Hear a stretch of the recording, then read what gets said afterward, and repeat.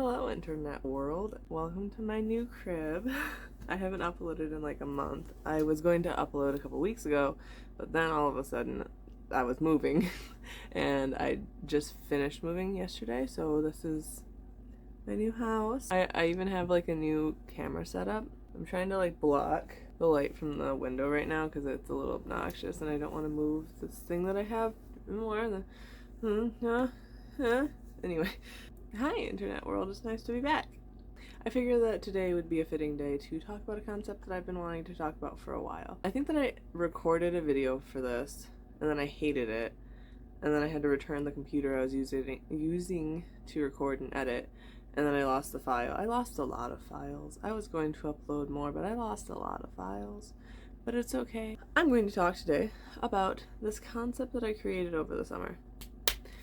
Over the summer, I was feeling very depressy. I was sort of couch surfing the entire summer, and so there was a lot of change happening every single week. It was a rough time, but it was also really fun and really good. But the thing is that there was a lot of change that happened within that, and so I was sitting there trying to figure out that with a combination of trying to figure out what I had done wrong at my college. I had done everything that I should have done at my college. I was pretty sure I had done everything I wanted to do. I'd made great friendships, etc., etc., but there was just something wrong the entire time. Sorry, I'm just destroying my bed as I record this video. Why am I doing that? So I was journaling. I used to actually journal every day back then, and I had started to journal. Oh, it's like this thing. It's this bubble in time, and it popped. Okay, no, I like that analogy. So I ran with it, and I developed it more, and I think it's a really interesting concept to work with. Because, well, here I am in a new space, that having left the place that I lived the past 3 months, and that time bubble that I had been residing in has popped. And I think in some regards, grander time bubbles have popped, because this is my first time paying rent, etc. What is a time bubble? A time bubble is a pocket in time. The first time that I sort of had a concept for this time bubble is that at my first college, we had this thing called Super Smash Bros. Club, and it was fantastic. And then that college dropped my major, and I had to leave, and then Super Smash Bros. Club, everyone graduated, and so it was like, I can never go back to Super Smash Bros. Club as it was. It was this place, kind of a fragile existence because it popped, it's gone now. It didn't last very long. It was a fragile bubble in time. I'll explain why I'm using bubbles specifically. So when you have bubbles, when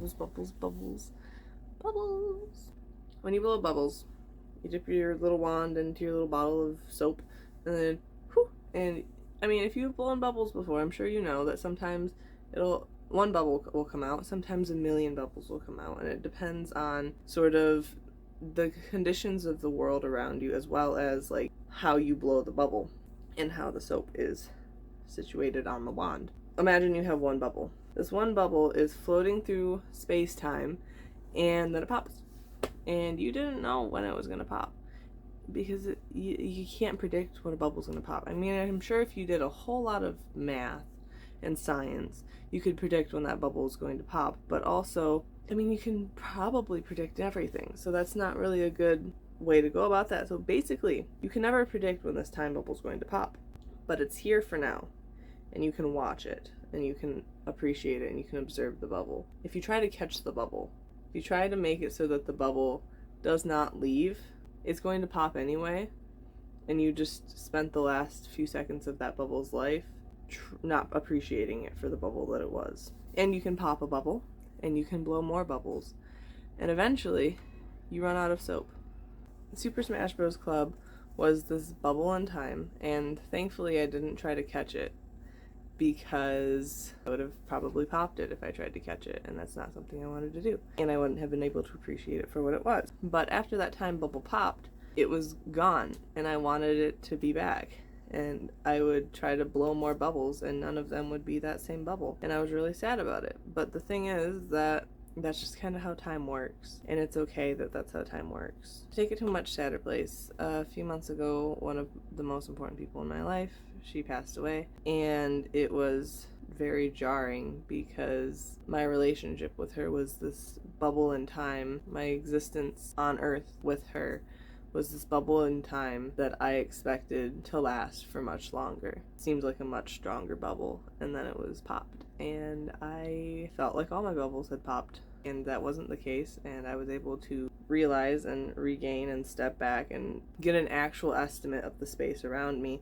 However, the loss of that it's something that I can never get back, but that doesn't mean that I can't look back and appreciate that that bubble was there. And I think that the analogy of bubbles does fall short, because I'm sure that you can't remember every specific bubble that you've blown in real life, like actual physical bubble that you've blown. You can maybe remember, like, oh yeah, that one time I made that really big bubble, or like that one time that bubble floated off into space. But for the most part, you don't remember the bubbles, but you do remember the time bubbles. So that's where the analogy falls a little bit short. But what I had realized was that when I was at my first college, I was trying to make my bubbles look like the time bubbles I had had in high school. And doing that actually popped the bubbles before they could even be blown, because I wasn't appreciating them for what they were. I was trying to make them be something else. But you can't do that.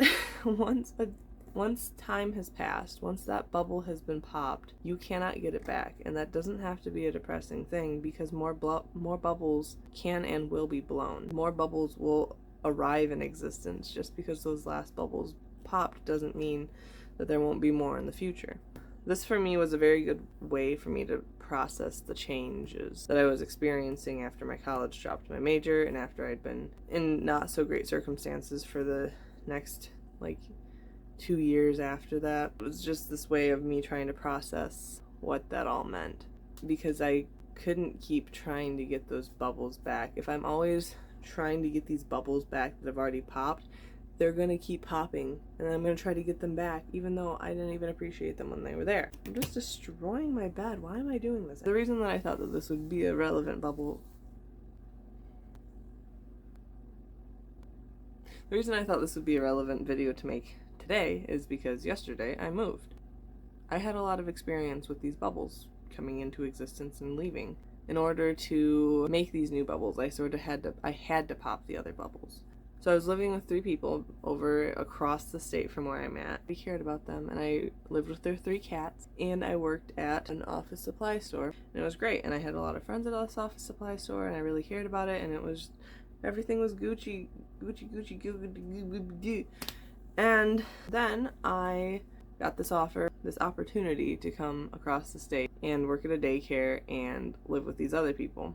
I had to leave the work I already had, and I had to leave the people that I already had. And so I had to real time cope and deal with the fact that I was letting these bubbles pop. And it's not like these bubbles can't be blown again in some regard. They will never be the same bubbles that they were. But that doesn't mean that the contents of the bubbles are gone. I guess basically the backbone of my time bubble analogy is that change happens and you can't stop it, but that's just part of the way that the world works. Summer comes to an end and it goes into fall. No summer's ever going to be the same, but summer comes back around. That's just sort of the cycle of things anyway, is that these things come to an end so that other things can come to a beginning. Because every new beginning comes from some other beginning's end. This can be a hard concept to deal with. I think that all of these things can be a hard concept to deal with, because life is hard to deal with, and loss and change is all very hard to deal with. But I think that if we are able to conceptualize it in certain ways, it becomes easier, which is what I tried to do with this time bubble analogy. There's a book, it's called Who Moved My Cheese, and it's this analogy for change. There's these 2 mice and these 2 people, and they live in a giant cheese maze. One day they go to the cheese place and all of the cheese is gone. And the mice see that the cheese is gone, and they're like, oh, guess the cheese is gone. And they go to find more cheese. While the humans see that the cheese is gone, and they go, huh, someone moved our cheese. Yeah, I'm sure they'll bring it back. And so they hang around and wait for the cheese to come back, and then they get kind of upset that the cheese hasn't come back, and then they get angry. They're like, whoever moved our cheese has to bring the cheese back. And then they're like, I'm going to die because the cheese isn't back. And they go through all of these different aspects of grieving change, of conceptualizing and coping with change. And it's just this really fun, very insightful, I feel like it's very insightful, fun analogy for change. Because, I mean, when things change, it's just how it is. It's how it always has been. In order for humans to be the dominant species, the last dominant species had to lose its throne. In order for America to get the next president, the last president had to leave their throne. It comes in seasons and changes. And to quote the birds in the Bible, I guess, the song Turn, Turn, Turn by the Birds is literally like basically a Bible verse that they just turned into a song, but apparently it's by the Birds and not by the Bible. Dummy. Anyway, so this song and this Bible verse, it's like, to everything there's a purpose, and a time under heaven. Something like that. There's a time to be born, a time to die, a time to cast away stones, a time to gather stones back together, a time to laugh, a time to grieve, a time to dance, a time to be still. There is a time for everything, because everything comes in these seasons. If there wasn't gray, if there wasn't black and white scale, if there wasn't shades, the world would be really tacky. Like, if everything was just this red, like if every shade of red was this red and we didn't have nuances, if everything was this shade of red and we didn't have any darkness, we couldn't have this shade of red and we couldn't have the black among it that makes this pattern, this beautiful look that this has. It wouldn't exist if everything were bright. That wouldn't exist if everything were bright. If everything were just the truest pigmentation of that color, we wouldn't have all these beautiful nuances, and everything would be very tacky and probably give you a headache. And I think that life is that same way. You hear stories about like rich people becoming very depressed because everything is just there and they don't have a next step to strive for. You play a video game and you reach a point and then you don't want to go further because you've already, you're playing Stardew and all of a sudden you're married and you have your kids and your farm is peak and you don't have a next step from that. You're gonna be more likely to turn away from the game. In Minecraft, if you finish the thing that you're done with and then you're done with it and you don't know what to do next, so you open a new file. I think that as humans, even though we hate it a lot, we want that change. Because you open that next Minecraft file and you don't have anything. You don't even have a pickaxe. And it makes you so upset, and yet you started that next file. Because you need the next thing. You want the promotion at work. You want the next job. You want the next step up. And I'm sure it's not the case for everyone, and that's okay, but I feel like a lot of, maybe especially creative types, I don't know, want that next step up. And I think that change is the key to that, the backbone behind that. And that's not to say that change will ever really be fun, because I don't think it ever will be. A year ago today is what TikTok is deeming as the start of everything here not being normal anymore, everything in America being not normal anymore. That March 15th, all of our lives were normal. And then everyone had to wear masks and we couldn't go to social gatherings anymore, and our plays were canceled and our sports were canceled, and everything changed drastically in one day. And a lot has changed just since then, but that's just life. I was really upset when my first college cut my major. It was a big change that really hurt me, like a lot, and had a lot of long-lasting effects on me. And it was this giant bubble, this giant time bubble that had been popped. It was just this giant sudden obliteration of expectation. It was all of the things. They had moved my cheese and sent it to the moon. It was the biggest change, and it took me a little bit to process how big of a change it was. But if that hadn't happened, this thing that shook my world, that was the worst thing that I could have imagined happening to me at that moment, if that hadn't happened, I would be a very different person right now. I'd be like a stagnant pool of water.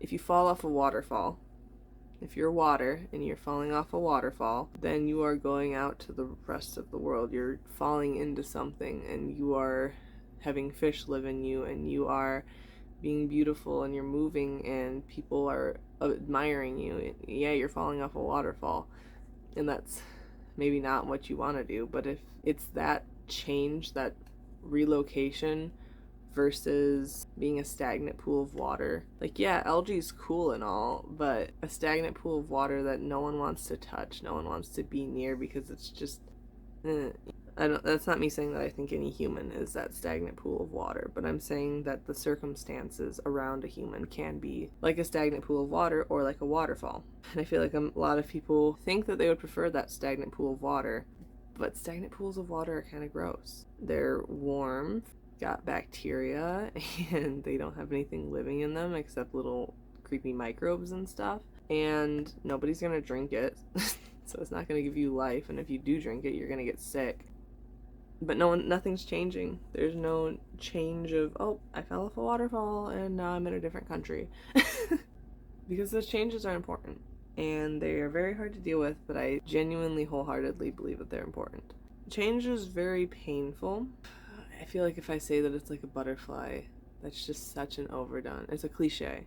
It's a cliche to be talking about, you're in a cocoon now, but you're going to turn into a butterfly. That's a cliche. And I'm sure that you're tired of hearing that if you're in this place.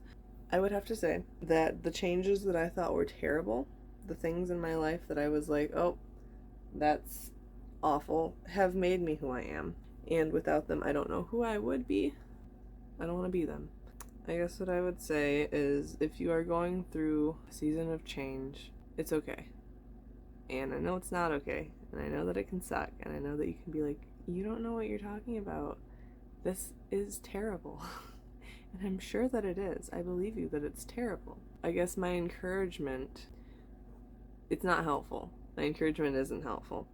But my encouragement to you would be that it's a beautiful thing that the world moves in these seasons. Because if the sun never sets, we never see the stars, and we would also probably burn to death. So if the sun is setting and it's dark, look for the stars. That's kind of cheesy, but that's my encouragement for you. Thank you guys so much for watching, and I would say welcome back to YouTube, but you guys have been on YouTube. I'm the one who left.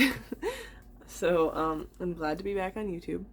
I'm hoping that in this new space with this new world, and after all these time bubbles have popped and be reblown into existence, I'm hoping that my YouTube channel will be regularly updated again. But we will see how things go, because life is weird. Love you guys. Bye.